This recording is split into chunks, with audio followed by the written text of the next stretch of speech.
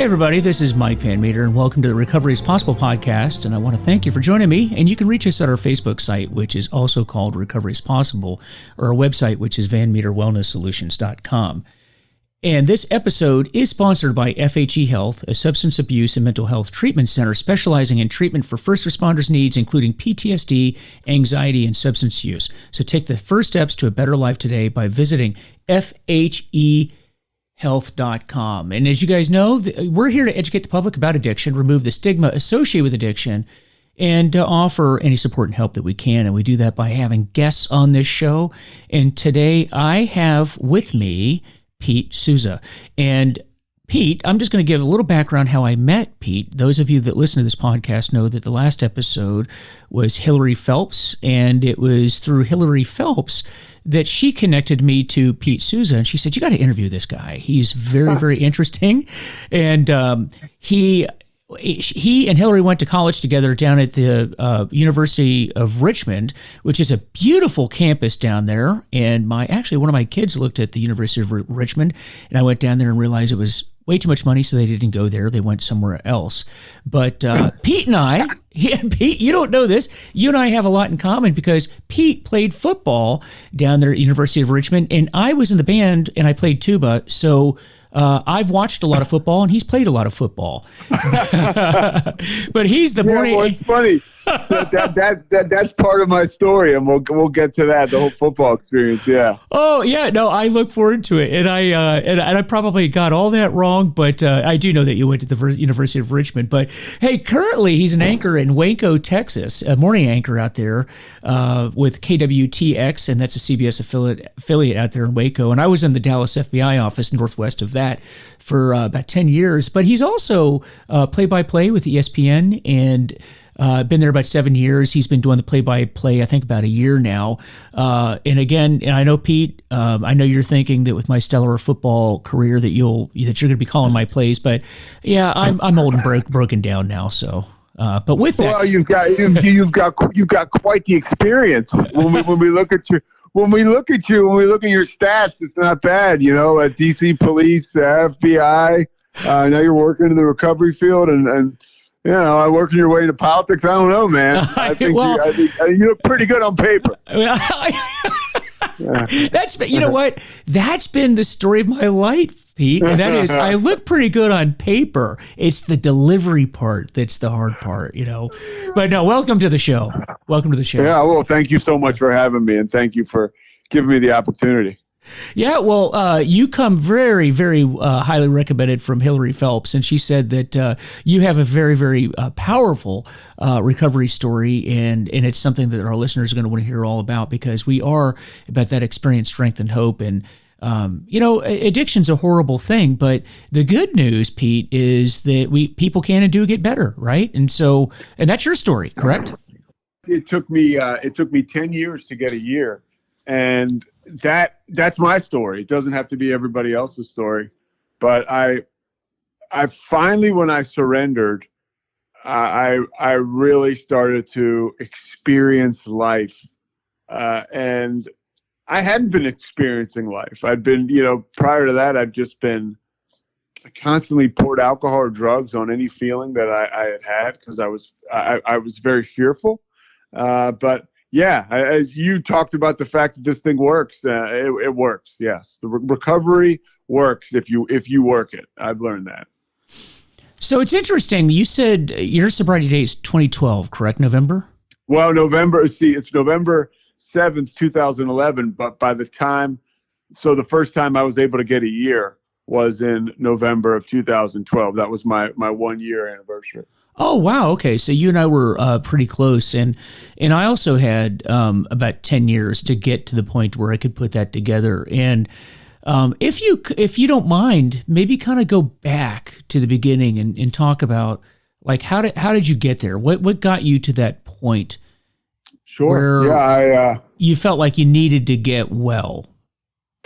Well, it really wasn't even my choice. You know, I was one of those, I guess it was my choice, but I mean, it was either that or die, or just like, or go on existing. I certainly was not living. To give you like the real background, I grew up outside of Philadelphia. But my father, his family, all up and down my father's side, there was alcoholism. The old saying goes, alcohol didn't run in my father's family. It galloped. I mean, there were a lot of alcoholics, but the majority on my dad's side was alcoholic. And he was born into an alcoholic household, and it was, from what I've heard, pretty intense at times. And I think that he didn't want that for his children, but he certainly didn't know how to stop drinking. And he didn't even, I don't know how deep he actually looked at it being a problem for himself. He was just always what you would call functional alcoholic. But I've heard it said before, I don't really know how functional you are if you are characterized as an active alcoholic. But I was born into this DNA, I believe. In my experience, both my brothers are sober. But man, we were all pretty active out there. And it was the last group we wanted to join was, being sober. But the three of us are pretty tight now and have real meaningful relationships. I have meaningful relationships with both my brothers now. I didn't have any meaningful relationships when I was drinking, and I have relationships with my brothers, and you know how it goes, many others, now that I'm sober. But I remember I drank, and I call it my first spiritual experience. I mean, the first time I ever felt, I don't know if impaired is the word, but under the influence to a degree where drugs were affecting me, I was one of those kids early on who was prescribed Ritalin. I was ADD, and I was prescribed Ritalin. And I can remember I went to St. Thomas Good Counsel, like I said, outside of Philadelphia. And I can remember going to I took one pill of Ritalin at home. This is like probably second or third grade. They started me on this, maybe fourth grade. I'm not sure. I would take one pill at home, and then I would take another pill at lunch. And I can remember going to take the pill at lunch and taking it and be like, okay, like I feel good. I feel good now. And I don't know whether that was kind of the placebo effect or what. I mean, I know that that's a controlled substance, right? That stuff is. And if people are prescribed to take it, that's your business. For me, it wasn't anything I ever worked. It affected me very differently. I liked the way it made me feel. And I can remember that as a kid. And I can remember also it planted this idea in my brain that I had to take something to do something 100%. And I carried that with me until I stopped drinking, and I still carry that with me in sobriety some days. Like I feel like I'm not good enough. Like I have to do something. I have to drink a cup of coffee. I have to go for a run, or, in some respects that's true, right? You got to wake up or whatever, but you want to be healthy. But sobriety, when practiced the right way. So I remember that was one of my first, my first hit. I can remember back in those days. And then I started to drink when I was in like 8th grade or 9th grade. And I can remember when I was in 8th grade, I was so nervous to go to dances and stuff. And when I was in 9th grade, I couldn't wait to get there because I was drinking. And that was, I could talk to people. I could talk to girls. For me, it was, I can't believe, I'm 12, 13, 14 years old or whatever, and I haven't found this till now. Like, this is going to be with me for the rest of my life. And I really can tell you from the moment that alcohol first really worked for me, my next move was constantly predicated on my next drink. Whether I know subconsciously or not, I was constantly moving towards the alcohol, the party. I was thinking about this today. I was a creative kid. Lots of creative writing, lots of calling basketball and football games in front of as though I was the announcer.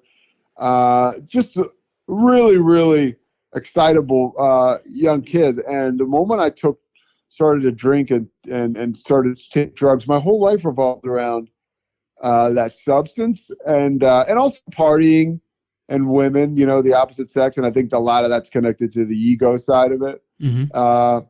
But that's where I went. I drank all throughout high school pretty much. I started to take prescription drugs that didn't belong to me. and were prescribed for me, and I really like those. I could, I was a good athlete. I was big. I was tall, and I put weight on lifting weights, and I got offered a scholarship to play football at the University of Richmond. And my first big consequence, this goes back to our intro, is I was going to play in a high school football all-star game in Philadelphia, and I had to get a physical before the all-star game. And there was I had an arrhythmia in my heart, which I'd never had any detected heart problems up until this moment.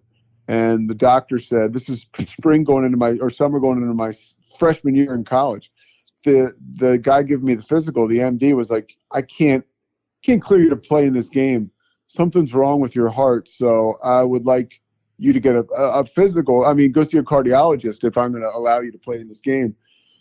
And I went to see the cardiologist, and they detected that I had cardiomyopathy. And that was the end of my football career.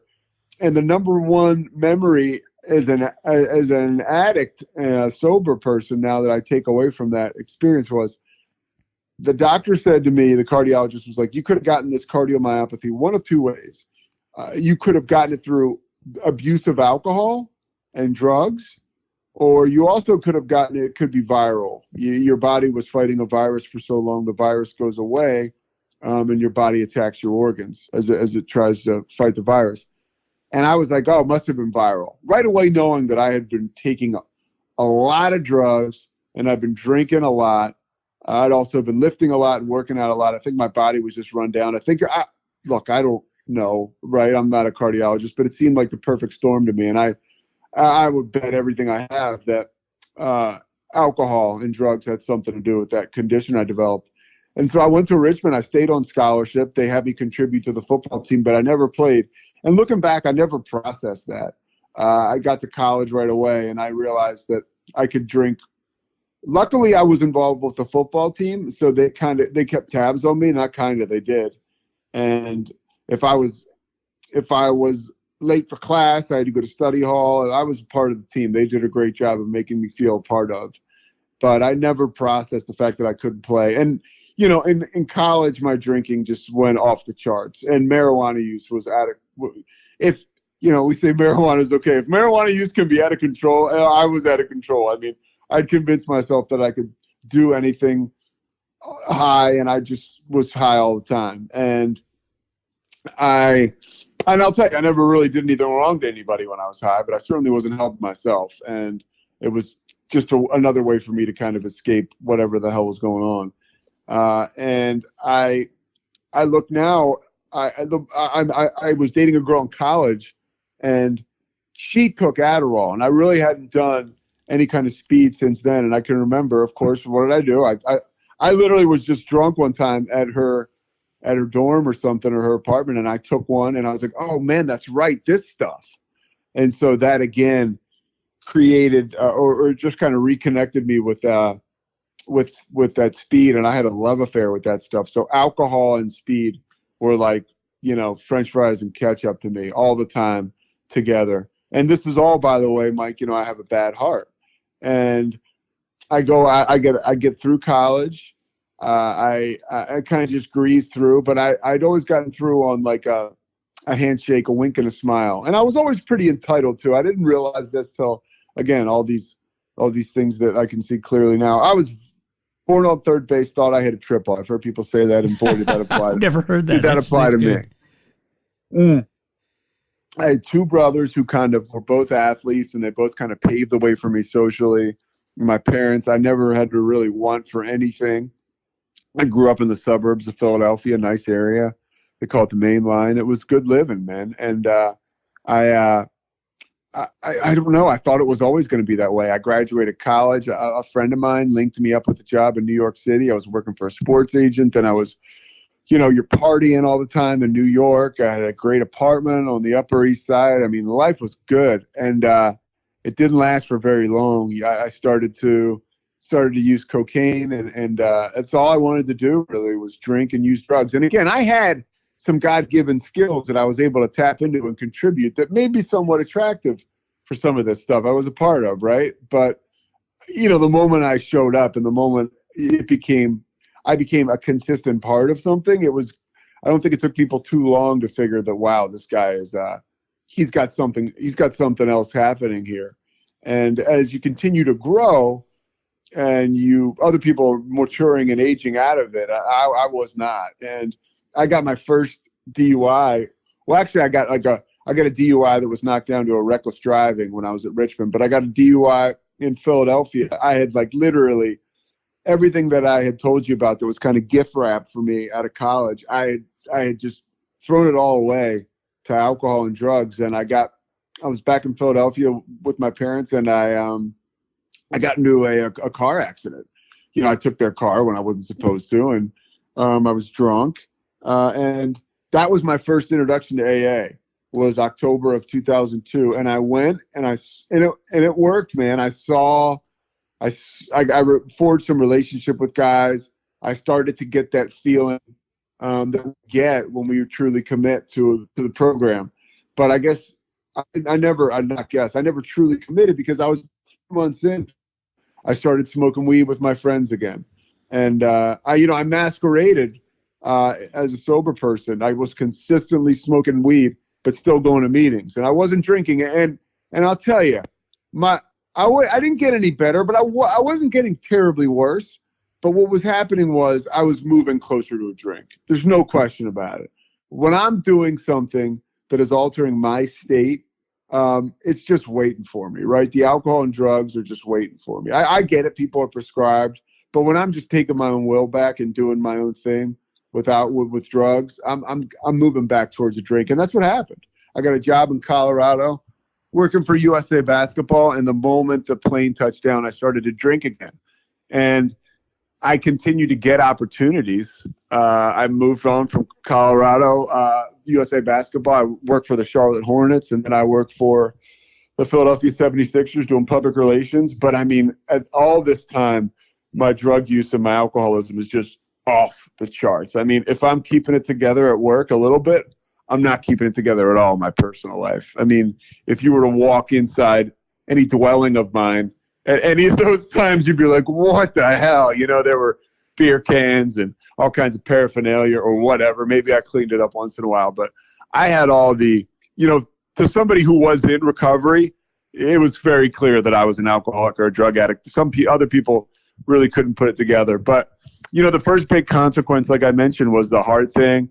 Then there was the DUI. And then, before I knew it really, the big hit that I took were just relationships. And it's such a shame, and I've said this, and it's still rough for me to say this, but, steal your shit, help you look for it. I was just all about getting mine and getting drunk and getting high. And I had relationships with people, like it talks about, right? Like in the 12-step literature, AA, I'll just say AA, sordid, lesser companions and sordid people. That's who I sought out. That was my life. And then, eventually I lost my job with the Sixers. I was back home again, living with my parents. Now I'm in my 30s, and this is where it got very scary for me. And this to me was just a critical moment in my existence. I started to go to meetings, and I remember I wanted to stop and I couldn't stop. Mm-hmm. And I was like, I was so scared. I was so scared. Any real thought was just paralyzing. So I was constantly under the influence of something, and still trying to put it together on the outside, not doing it a good job at all. And, the way my story goes and the way my recovery started was I was trying to stop. Like I said, I asked this guy to be my temporary sponsor at this meeting in Bryn Mawr, Pennsylvania, or Haverford, Pennsylvania. It's called 562. It's still there. And I asked this guy to be my temporary sponsor. He said yes, but I was just kind of doing it to I don't even know. I'm sure I was high at the time on something. And he said, okay, I'll pick you up and we'll go to a meeting. And unbeknownst to me, he had different plans. He picked me up and he took me to dinner. And Mike, I was like, damn it. Now I've got to sit across from somebody and engage for who knows how long. And I was, You know, I I've don't been even know taking this guy. Yeah. No, I don't even know him. I've been stealing my mom's Klonopin. I'm sure I'm on some of that. I'm not looking to just have any kind of moments with anybody but myself and alcohol and drugs. And the guy shares his story to me. We were at this restaurant called the White Dog in Wayne, Pennsylvania. He shared his story to me, and he said, "I think you should go to rehab." That's what I did. And I don't know, you know, I have a higher power. I call it God. That's who I pray to and stuff. And I don't even know if this was God or whatever. But at that moment, I was just like, I thought to myself, like, huh, I haven't tried that one. And I thought to myself, okay. I think it was my ego telling me, like, you got like one last trick up your sleeve to save your ass, you know? He said to me, you know, you need to go to rehab.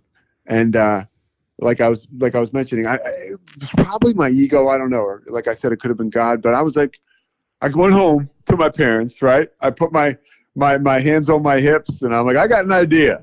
And they're like, oh, really, genius, you know? And I'm like, I'm going to go to rehab. And they were like, internally, they must have been like, thank God. But they were like, you know, it says also in the literature, like, let the alcoholic think it's his idea. That's exactly what happened to me. I thought it was my idea.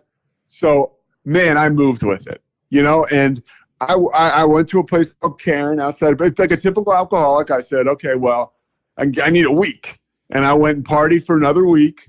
And luckily, I made it back. Some people might not make it back. I made it back home after a week. I went down to Charlotte, some of my old haunts, and saw some of my old friends. And then I went off to treatment. And I am telling you, the moment I walked in that place, well, I don't really remember. The first day I walked in, I was still under the influence. But the moment I walked in and really had my wits about me, let's say, I was ready. I mean, I was done. I mean, you hear the story about the alcoholic or the drug addict whose life they have nothing going, and they have all these people who matter and care about them on the outside being like, look, there's like a million hands extended to them. Like, we'll help you.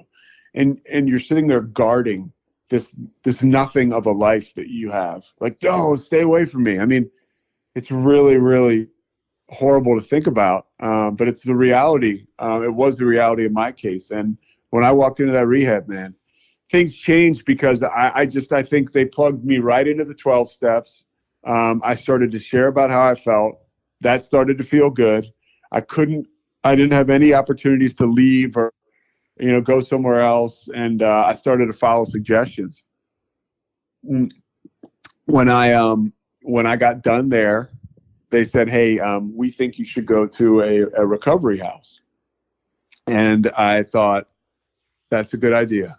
And that was not of me. Everybody else that I was, you know, compadres with, and some guys I'm still friends to this day in my rehab, we were all trying to get out of going to the extended care. You know, anybody at Karen was like, they're trying to, whatever, brainwash us and send us somewhere else. Like, hey, man, as it was put to me, it's a couple months for the rest of your life. I did that, and I really got humbled in this halfway house. I was in Maryland. I worked for a Kentucky Fried Chicken. You know, I was like, I tell the story, you know, I walked into KFC. I was terrified my first day. I looked at the register like it was the Millennium Falcon controls, you know, like it was like I wouldn't let the woman who taught me out of my sight. You know, I had that fight or flight too. I mean, there'd be like a long line with like 25, 30 people. And I would be like, I'm going to the bathroom. They'd be like, dude, there's 30 people in line. Where are you going? And I was scared, you know? Mm-hmm. I learned how to work through those fears. And I learned how to work the register. And I learned how to deal with some guy that showed up looking for his chicken pot pie every day right at 12:05 and would lose his mind if it wasn't ready. You know, and I also learned to deal with other guys like that. I always tell the story that, you know, there was one time a guy comes up to the drive-through window and he's giving me attitude. He's like, hey, well, where is everybody? It's taking forever in there. And I got the headset on, you know, and I tell the guy, I'm like, I'm sorry, sir, one of the chickens got loose in the back. And he's like, you got chickens in there? I'm like, no, we don't have chickens. Just relax. I'm slaughtering the chicken now. Yeah, and it's experiences like that remind me that I started to have fun early on, and I started to enjoy life, and it was all about recovery. So whenever I get jammed up today, I always remember, man, I was having fun when I was working at KFC. I can figure this out. But yeah, I got done living in that halfway house. I lived in my story is I moved in with the guy that I went to rehab with, and lived in that halfway house with. We lived in the halfway house for 4 months. And then he and I were roommates together in Jersey City, New Jersey. We worked for a guy who owned a catering company in New York City who was also sober, who just literally, but the goodness of his heart, he was like, I'm going to employ you guys. And, you know, you guys just keep doing your thing, going to meetings. And we all kind of stuck together, the three of us. And we're all three of us are sober today. Steven and Tim, my guys from rehab. And it's just that I really hit the 12 steps hard. I hit meetings hard. I hit recovery hard. That was the only thing that made me feel very good. And for me, you know, if I'm going to meetings and I'm involving myself in that recovery, I'm going to meet people who are going to be good for my life, and they'll get me into the other aspects of recovery. I'll get into the steps. I'll get into the fellowship. I'll start to do service commitments. But for me, it starts with that human-to-human contact in AA meetings. I have Zoom meetings that I love. There's nothing for me like walking into a meeting. It's just that there's something special about it. You gotta go out of your way. You have to, maybe there's somebody sitting next to you don't know. It's good. It gets the blood going, man. For me, it's a big deal. So I started to go to meetings again in Hoboken, New Jersey, and New York City, and Jersey City. And I was on fire, man. And I started to get on my computer, and I started to lean on relationships I had, told people I was sober. At this point, it's like over a year, you know, and I started to get opportunities. I got an opportunity to work in the NBA Development League, calling basketball games, doing play-by-play for the Brooklyn Nets D-League, which is now the G League affiliate. And I reached their general manager at the time was Billy King, and he gave me like one of my first big breaks. Billy was my boss in Philadelphia, my ultimate boss. And I don't know. He felt valid, or he was moved to go to bat for me, and that really launched my career back or into broadcasting. And I started. That's what I wanted to do. And I called games, and then I worked for the Hornets again in Charlotte and did radio for them. I mean, there's a story I tell, and this is like it's worth telling because it's interesting. And if I'm a guest, I want to be interesting and relevant. I was, and you are, yeah. So I was working for the Hornets, and I did radio for them. This is right before I really bottomed out. I started to do some broadcasting, and I did radio for the Hornets. They were in the playoffs, and I was on drugs, man. I was at the game. I was high on drugs, and all I was thinking about is how can I get more drugs? And the guy who owns the team is Michael Jordan, and he walks by me. I'm down on the floor. I'm doing like halftime and pregame shows and stuff like that for the radio broadcast. So I've got time in between during the game. And I'm by my team, and Michael Jordan, who was always like, you know, he and I had never huddled up and had conversations, but he knew who worked for him, and he was just he's a good guy. And he's trying to get to his seat, and he kind of pats me on the back, and I was like, whoa. I was like jumpy, and I was startled, and I was almost like, wow, like shaken up by this situation where I should have been so in the moment and so happy and been so plugged in, and I wasn't. I wanted to leave that game and go get a drink, and you know, I made it through, and that's the story of my life. I was just muscling through everything. So circle back, I'm working with the Hornets, and I never kind of lived that down. I was always like, man, you're such a loser, you know, like you just can't. Here's a situation that should have been so fun for you, and you should have been on your way up, carving out a career in broadcast, and you wanted to get out of there, and you know that was a dark place for me. And fast forward, I was probably 4 years sober. I was back working for the Hornets, doing radio again. And I remember, again, I had no relationship with Michael Jordan besides the fact that he may have recognized that I worked for him. And, I think he heard my name a couple times. But I walked by him in the hallway and he slapped me on the back again. 4 years later, I'm sober. And I remember thinking like, oh, thank God. Thank God I got an opportunity to do this the right way. And I just, again, I stayed plugged in. I went to a ton of meetings when I was back working in Charlotte. Again, this is all, I'm moving around here a lot, but that's the story. I went from Jersey City, then I moved back was up in Springfield, Massachusetts, working in the D League. And then I was in Charlotte working for the Hornets, and this is all sober. And then I got a job working in TV news, and I was I wanted to do that because I was doing morning spots on the Fox affiliate in Charlotte, and I loved that. So I worked in Monroe, Louisiana, doing TV news. Mm-hmm. And from there, I went to Waco, Texas. And all along the way, I have been able to connect with people in recovery and in sobriety. And I have so many meaningful relationships and opportunities just kick me in the ass when I'm not looking for them, and when I'm doing the right thing. I was sitting here in my apartment in Central Texas a month or two ago, and I get an email from ESPN. They're like, "Hey, we need you to work these 4 baseball games, national television." I'm like, "Sure," and I get my ass to those games, and I tell the story now. It's sort of glorious, but if it isn't true. I took the pin I wore at KFC up into the broadcast booth with me when I called those games. And I just had that with me. I still have it. And it's one of those things, like every time I move, I'm like, should I get rid of this? I'm like, yeah, let's keep it. And I had it with me, and I just would look at that and be like, this is cool. This is working. The next time I think I don't need a meeting, like, come on. And, that's my life. It's just been, I've been very lucky, and it's conversations like this that make me tap into how lucky I am, because, I can get away from the gratitude. And, one of the reasons how I came on your radar is because of my relationship with our mutual friend Hillary, but also my podcast. And mm-hmm. That's another thing where I was like, I never would have imagined that I would have a podcast that people might actually listen to, where guys like you would come on and share their stories. I've had everybody from, Ryan Leaf, Tony Mandrich, a lot of athletes. That's kind of been my sweet spot. And just recently a guy, Doug Overton, who got sober, Chris Terry, and an NHL guy. It's awesome. And I've been very, very lucky to have a platform where people will join me and talk about, their sobriety. But it's a good life, man.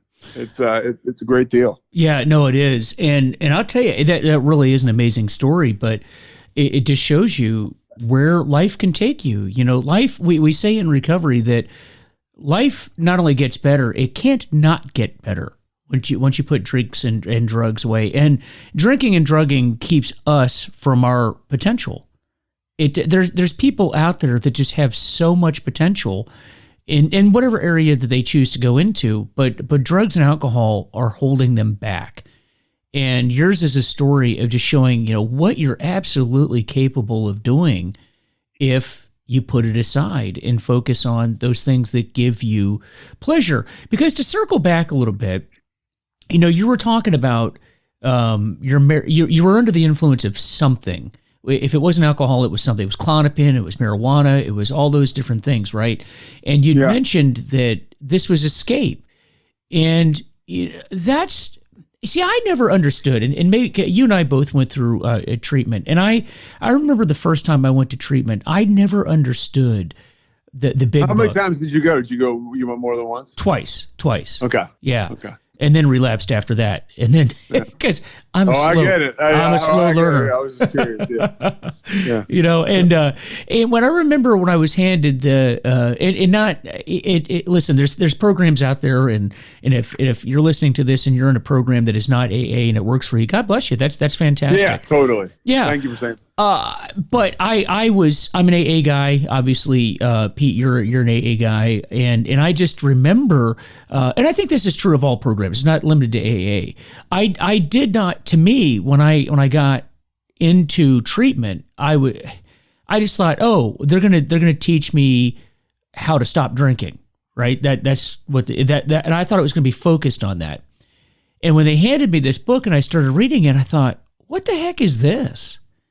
They're talking about spirituality. They're talking about clearing house, cleaning my side of the street, making amends. What the heck is this all about? And then I thought, oh, they're trying to sell me on religion. Oh, I got it. Ooh, quick one, you guys. Like, I didn't understand it. I didn't understand what that was all about. And really what it was about was I didn't understand that recovery was about recovery is not about, and I want people to listen to very closely what I'm saying here, because it's simple but deep at the same time. Going through treatment and then getting into recovery is not about learning to not drink or drug. It's about learning to not start drinking and drugging, and that's a very subtle difference. You go to detox and treatment to stop, but then the whole program that we're talking about is to keep you from starting back again. And that, when you start, it's because you're uncomfortable with yourself, you're uncomfortable with the situation, and we have not learned how to deal properly with issues in life. And that's really what it's all about. And I didn't understand that in the beginning. I do understand that now. And ironically, when I got it is when I started to get sober. But you talked about escape, like you were using because you were escaping. What were you trying to escape? I was trying to escape my feelings. I was trying to escape any kind of uncomfort, right? I'm like I've noticed this and I've learned this about myself. I'm just a feel-good junkie. So if I didn't feel good, put it this way. I realized the first time I drank that I could talk to girls. I liked that. That made it easy, right?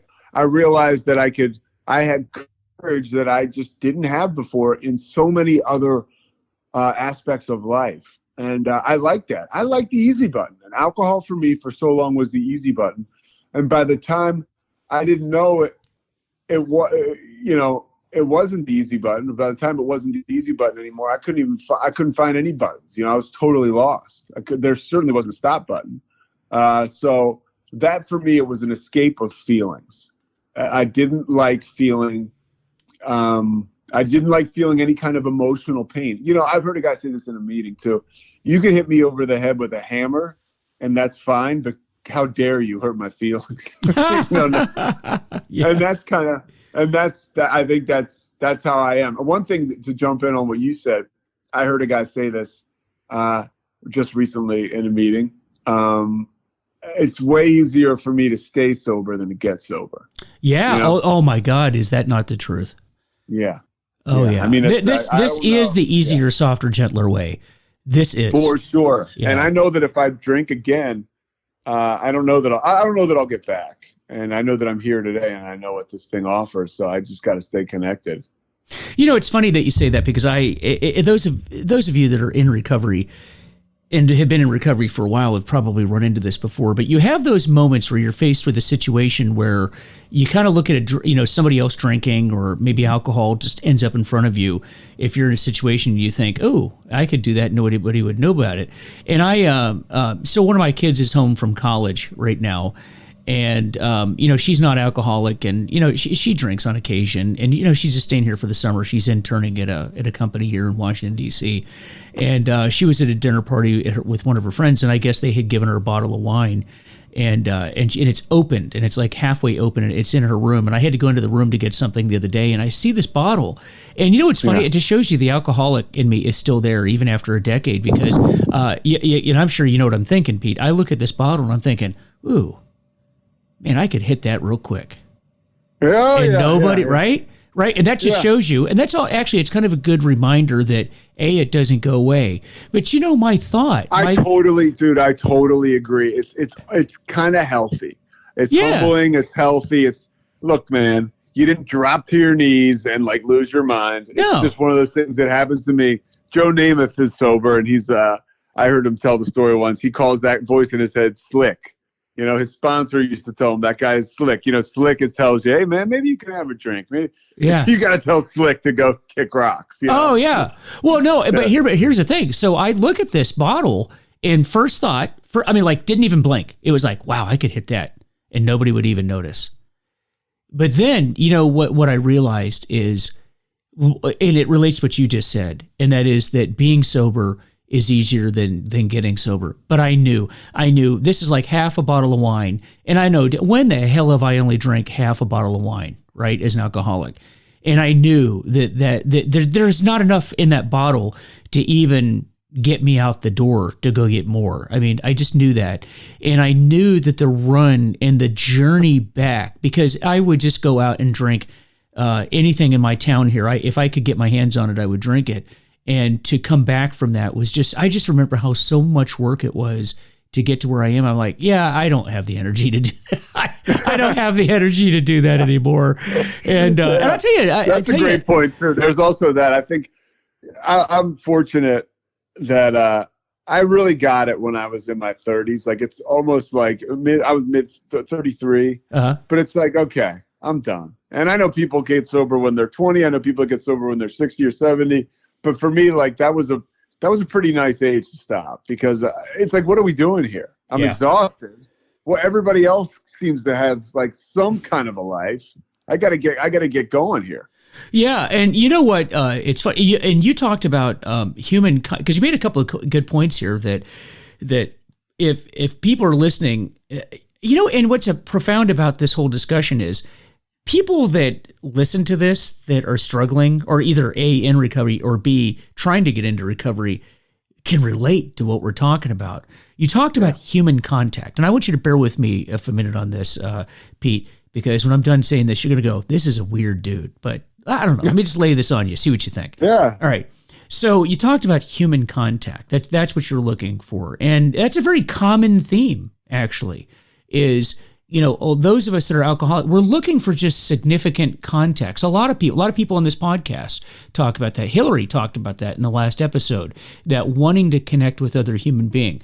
And what's interesting, and me being sort of a social observer of people, I'm a people person. I study people. That's what I've done my whole life.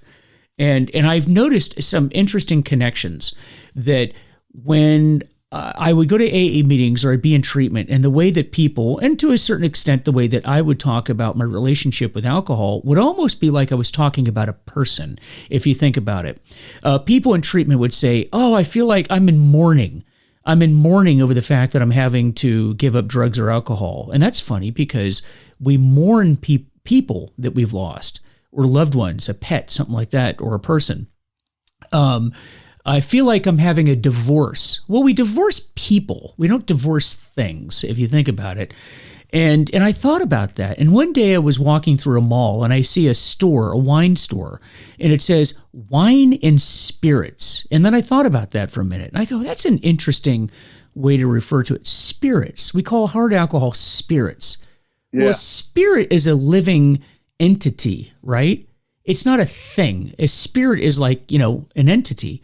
And but yet we refer to alcohol as spirits. And I always thought that was interesting, because you know, I know alcohol used to talk to me, but people talk to me.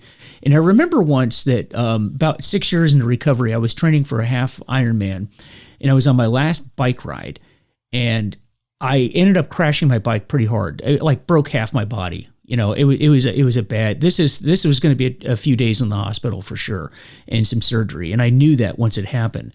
But leading up to that, my sponsor had said to me, you know, you need to be ready for the big day. The big day's coming. You know, the big day's coming. And what he meant by that was, you know, get the basics of the program, because you're going to be tested. And today was the day that day was the day that my recovery was tested, because. And this is the first time I really knew that my addiction hadn't gone away, because I'm in the back of the ambulance and I can hear the paramedics talking about how much morphine they were going to shoot me up with, because they said, damn, he broke a lot of stuff. And, you know, give him whatever milligrams of morphine. And immediately I went, oh, yeah. Yeah. Like, I didn't even think about the fact that I broke about half my body. All I cared about was, I'm going to be able to party tonight. That was weird. I knew I was going to be able to party. And then I thought, but a tagline my sponsor had was, but you need to tell on yourself, tell on yourself, tell on yourself. And what he meant was let them know you're in recovery. And so I said to these guys, hey, you guys, I'm in recovery. You need to cool it with the morphine. And what I didn't realize later when I ended up in the emergency room, about 2 or 3 hours later, when I'm just balled up in pain, crying like a baby, the doctor walked in and said, wow, you must be a tough guy. And I said, why is that? I've got tears in my eyes. She goes, because I've never seen anybody with that many broken bones refuse all medication. And I went, huh? What are you talking about? She said, yeah, the paramedics told me that you refused all medication. I was just wondering, is that a religious thing? Why are you doing that? I said, I have no idea what you're talking about. I said I was in recovery. And she said, oh, it's not a religious thing? And I said, wait a minute, have you given me Tylenol or anything? And she goes, no, they said you refused all medication. And then that's when I realized, oh, words mean things. I guess the communication's great. But, and then we worked through, getting in the hospital. I realized that no, when you have surgery, there's certain things you have to do. And there's ways that folks in recovery can, get through these situations. But my point to that story was that it talked to me. My addiction talked to me. It's a weird thing, isn't it, Pete? Yeah. Well, no, I can look, and I talked about this in my podcast about a year ago. I mentioned my heart issue, and I eventually, with some help, got around to getting a defibrillator put in, but I got it put in last year. And my girlfriend was a part of this too. I get done surgery, right, and I'm coming out, and that. I consented to. They were going to put me under, and I was under some heavy stuff, and I came out, and I remember thinking the first thing I thought was, how can I keep this going? First thing I thought. Oh yeah. How can I keep this going? Bargaining about getting pain meds, and I took pain meds for like a day, and then. My girlfriend, she's in recovery too, kind of called me on it. She was like, fork him over, pal. Like, she was actually governing him the whole time, but she was like, it's time to get rid of these. I was like, let's get rid of them. And it was just like, I needed, and the moment we got rid of them, I felt better. Yeah. And I didn't care about any, of course, like you said, you can't go have surgery without, you need narcotics, and you have to be logical and talk to your sponsor and, get the best medical treatment you can. But at the same time too, when you're bullshitting yourself. Yeah. And, I didn't need any more pain medication. It'd been a day, but I was good.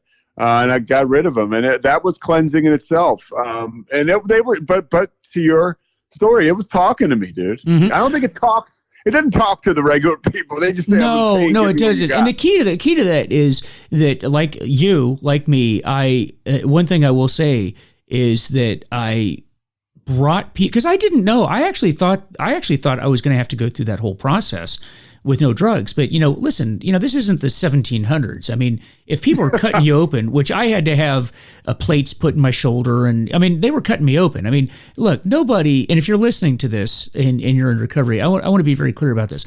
Nobody is asking you to go through that. I mean, there are things that you're going to have to do, but there's a way that you do it. And just like Pete said, I surrounded myself with people that were in recovery. I made it known. In fact, in the hospital, it was kind of like the running joke. I remember every nurse, whoever brought food in, everybody, I was like, hey, I'm in recovery. And I remember one nurse, they switched over the shifts. And I remember I said to the nurse, hey, I just want to let you know I'm in recovery. And she looked at me and she goes, honey, we all know you're in recovery. I think the valet down in the parking lot knows you're in recovery. And but you know what though, Pete? It showed that I was taking it very, very seriously. And I did not handle the medication. Yeah. My wife handled it. I did not, and then we weaned me off. But the thing is, I did not make the decision, and I did not control it. Other people did, and we got off. Yeah, and that's important. I mean, that again is surrendering and turning it over. Mm-hmm. The best about this story to what you're saying, everybody knew. I couldn't get away from it. A guy who I go to meetings with was. he was the tech, or he was the representative from Boston Scientific. He was in the room when I got this thing put in my chest, and he was in the room. He was a guy I told, this is a guy in recovery who's, in the room, the OR, and I tell him, I said, Alan, I'm dancing with the devil. Was the last thing I told him before I went out. Yeah, but it's nice to know, right? The more that we go, and that's kind of what we're talking about here. The more a guy told me this too, right? And I think you'll appreciate this, and hopefully people listening can appreciate it too. And if you don't, this is something that maybe a learning opportunity. AA, 12 steps, it's not a tunnel to more meetings. It's a bridge to life. Yeah. And like, so you go out there, there's no place I can't go, right? I mean, if I have singleness of purpose and I have a reason to be there. And there's, I know when to go home. I know if I'm sticking around because I'm trying to be the cool guy, or my ego tells me I don't need to go. I mean, honestly, that never happens anymore. I just, I'm 45. I'm just constantly trying to get home anyways. But but at the same time, I live life. I go do things that are uncomfortable. I wind up places where I'm connecting with new people and new experiences, new opportunities. That's not of me. That's recovery. It's that bridge to life. All the things that I used to drink and take drugs to have the courage to do, I do now on the wings of recovery. And that moves me now. And like you said, you brought up such a good point, man. If you can stay vigilant, right? You don't really have so much of those voices talking to you, or you're telling yourself you're not good enough. You have your down moments, right? But if you're really connected to your recovery, that stuff doesn't happen too often. You're more moved towards the positive actions than the negatives. And you're less inclined to move closer to a drink. You move further from it. Mm-hmm. Oh, that is so well said. And I love that, a bridge to life, because it is, in recovery, you think that you're going to have to give up everything to do this one thing. But in reality is you just give up the one thing so you can do everything. I mean, look at your life now. Do you not pinch yourself and think, how the heck did I get here? I'm on ESPN, I'm a morning anchor, I'm doing all this stuff. Do you just pinch yourself and go, how the hell did that happen? No, but I mean, I when somebody like you says it and I pause and I just told my story, yeah, I do pinch myself, but I need to, I think I get caught up sometimes in where I'm going, that I lose sight of that gratitude, right? I'm a human being and I have ambitions and stuff. So I appreciate you saying that, because that's where I need to be. Yeah. I need to be pinching myself. I need to be enjoying the ride, right? Because the thing about it is, regardless of what I have intended for myself, I have a purpose, and it's helping people, and it's just being there, and it's just connecting with other people. And then when I'm in that frame of mind, that's when things happen for me. Yeah. Yeah, it's like, but it's such a testimony. Where you are now is such a testimony to what can happen. Oh man, when you're people in didn't want recovery. me anywhere. Yeah, people didn't it had gotten. I was telling them, they had like a little intervention for me, like probably a month or two before I went to rehab. There was like nobody even left to go to the intervention. It was like my dad and my brothers. It was my dad, my mom, and my brother Mike, and that was it. Everybody else was like, this guy is a goner. Yeah, and they were doing it for themselves, right? Let's just keep our distance from this guy. We got to take care of ourselves. Yeah.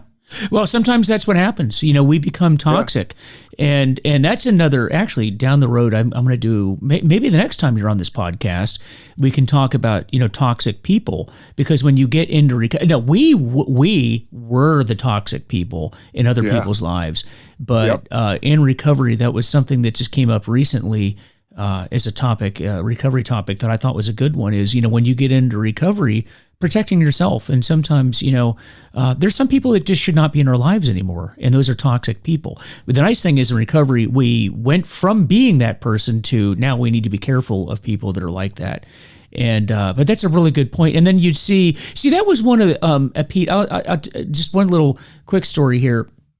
At the end of my drinking, one of those epiphany moments for me was I actually kind of looked at myself at the end. I mean, and it sounds a bit morbid, but I think people should, if you kind of look at the end of your life and look at where you're going, because I hopefully this is not news to anyone, but none of us get off this planet alive. I don't know if that's news to people, but everybody dies at some point. And I don't mean to be morbid, it's just the reality. But I think if you look at the end of your life, and by the way, none of us knows when that is going to be, but picture, what do you want people to say about you when you leave? And that was an epiphany moment for me. Like, I had this vision of laying in the grave and looking up out of the grave. And scenario number one was there was no one there except for my family, my wife and two kids. And it was questionable at that point whether they were going to be there. But in the vision I had, they were there. And I remember my son in particular looking down and going, what a waste. What a waste. This guy died from his alcoholism when he could have done so much for the community and for people. And, he could have done so many things for his country, but he wasted it. And then the other vision I had was being sober and lots of people being around the grave, and my son looking down and going, this is not a time to be sad. If you want to know how to live life, that guy did it. He overcame his addictions.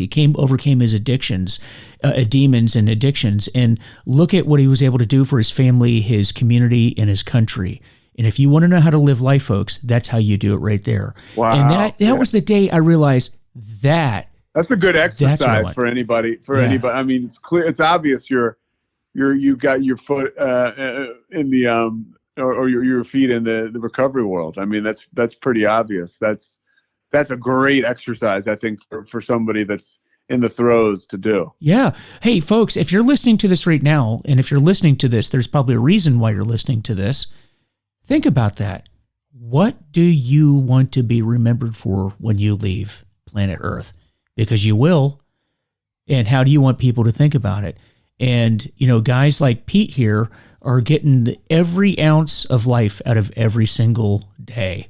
I remember one of the treatment centers I went through was Ashley, which is up in Maryland. It was co-founded by Father Joseph Martin. And those of you in the recovery world probably have heard of him, the famous Chalk Talk series. And he was quoted once as saying that when you get into recovery, your only regret is going to be that there are only 24 hours in a day, because you're going to have so much to do. There is not enough time in the day to do everything you need to do. And I think that's true. It's true. Yeah. Yeah, because the one thing that there's rest too. You got to rest. You got to have time for that. And that's so true. And you're living that, man. You're living the dream. And it's been an honor and a pleasure to have you on the show as a guest. Let's do this again. Well, you're going to join me on my podcast, The Payoff. So we're going to do it again soon. Yeah, I'm looking forward to that. And folks, please check out his Pete Sousa's podcast. It's called the Payoff with Pete. And please check that out. And I will be on there. And I actually, looking at the guests that you have, I don't know how I made it to that list, but because you have some really good people on there. I don't know how I got in there. A great person and a great guest. And I really can't wait to dig into your story. Oh, yeah, I'm looking forward to it. And so, folks, so as I always like to say, I don't represent any group, and I don't represent anyone other than myself. And the same is true for Pete. Now, I know we talk about, we're talking about programs that work for us, AA in particular, but again, we're not promoting that. We don't represent AA. Nobody does. But there's a lot of programs that are out there. If you find one that works for you, God bless you, and please keep it up. The important thing is that you just stay sober. And our only purpose in giving this information is to share with you what we've done, because it's helped us, and maybe it will help you as well too. That's all we're trying to do, right? Yeah. And absolutely. All I have is my experience, man. I don't have any answers. That's all we have is our experiences, and if you can learn from it, great. But if you adapt whatever you're doing for yourself, because that's what we do in recovery, and we help ourselves along the way, and it helps us as much as it helps you, maybe even more. And with that, again, folks, our good friends over at FHE Health, the episode has been sponsored by FHE Health. And according to SAMHSA, first responders are 30% more likely to develop behavioral health conditions like PTSD And FHE Health specializes in getting first responders better and cleared for duty. Hey, check them out at fhehealth.com. That's fhehealth.com. With that, please visit our Facebook page, which is Recovery is Possible, and our website, VanMeterWellnessSolutions.com. Let me know how I'm doing. Let me know if there's a topic that you'd like to hear about, because I'd like to present that to you if possible. You guys take care of yourselves, and we will see you next time. Pete, thank you. Thank you so much for having me, Mike.